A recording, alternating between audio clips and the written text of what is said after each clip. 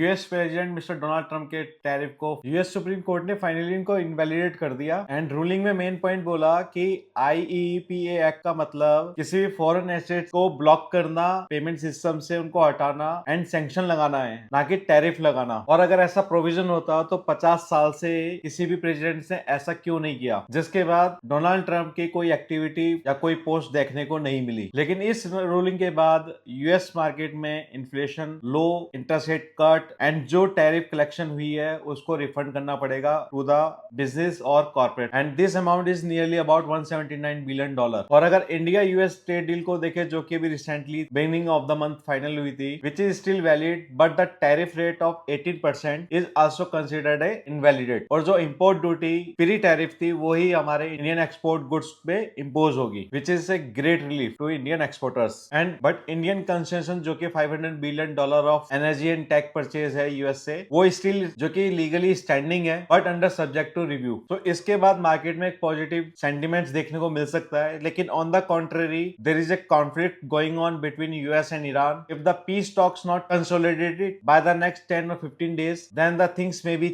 turn into a war, as US already